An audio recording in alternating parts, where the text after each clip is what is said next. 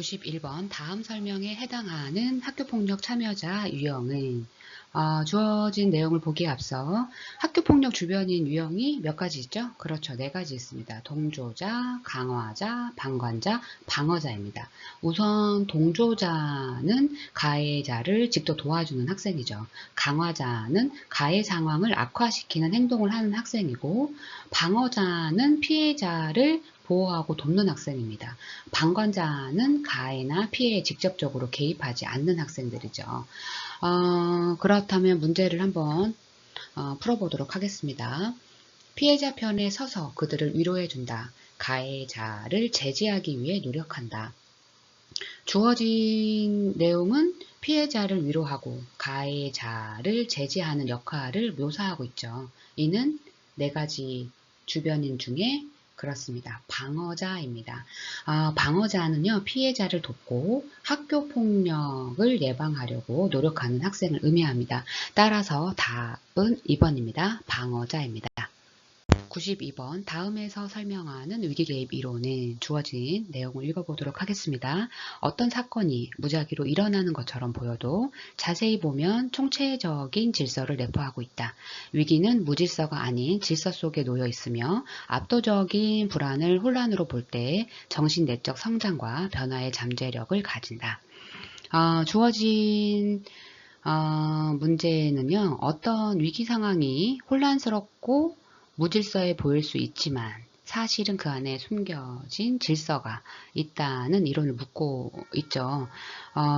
제시된 설명을 보면 어떤 사건이 무작위로 일어나는 것처럼 보여도 실제로는 그 안에 질서가 있다고 말하고 있습니다. 위기는 무질서가 아니라 사실 질서 속에 놓여 있어서 그 안에서 성장과 변화의 가능성이 있다고 본다는 거죠. 이 설명은 그렇죠. 혼돈 이론입니다. 혼돈 이론은요, 처음에는 혼란스러워 보이는 현상들이 사실은 일정한 규칙이나 질서를 가지고 있다는 것을 설명합니다. 따라서 정답은 5번 혼돈 이론입니다. 93번 학교폭력 예방 및 대책에 관한 법률상 학교의 장은 피해 학생 및 그 보호자가 심의위원회의 개최를 원하지 아니하는 경미한 학교폭력 사건은 일정 요건을 모두 충족하는 경우 자체적으로 해결할 수 있다. 그 요건에 해당하는 것을 모두 고른 것은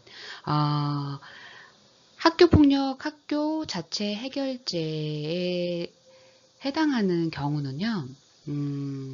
네 가지입니다. 우선 2주 이상의 신체적, 정신적 치료를 요하는 진단서를 발급받지 않는 경우, 그리고 재산상 피해가 없거나 즉각 복귀된 경우, 그 다음 학교폭력이 지속적이지 않은 경우, 그 다음 학교폭력에 대한 신고 진술, 자료 제공 등에 대한 보복 행위가 아닌 경우죠. 따라서 문제에서 제시된 내용 중에 니은과 디귿과 리을이 해당이 되는 거죠. 그런데 기억은 3주 이상이라고 했기 때문에 2주 이상이 맞거든요. 그래서 기억은 답에서 제외가 됩니다. 답은 4번입니다.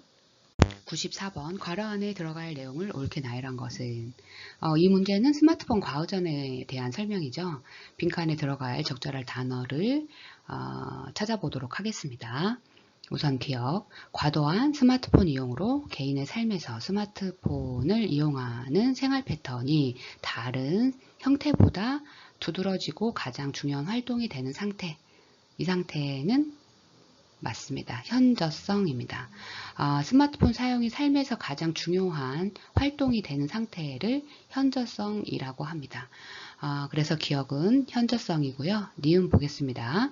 이용자의 주관적 목표 대비 스마트폰 이용에 대한 자율적 조절 능력이 떨어지는 상태.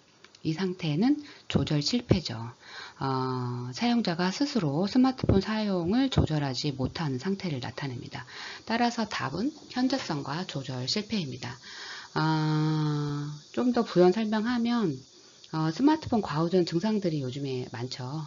더 오랜 시간 사용하고 자극적인 내용을 찾고요. 스마트폰 없으면 불안하고 집중하기 어렵고요. 학업 성적도 하락되고 스마트폰 사용이 가족이나 친구와의 시간을 대신하는 거죠. 그래서 스마트폰 과호전은 스마트폰 사용이 지나치게 중요해지고 조절 능력이 감소하여 부정적인 결과를 경험하는 상태인데 여기에는 스마트폰 사용이 다른 활동보다 중요해지는 현저성이 나타나고 스마트폰 사용을 자율적으로 조절하지 못하는 조절 실패가 나오면서 신체적, 심리적, 사회적으로 부정적인 결과를 겪으면서도 스마트폰을 계속 사용하는 문제적 결과가 나타나고 있습니다. 따라서 94번의 답은 현저성과 조절 실패입니다.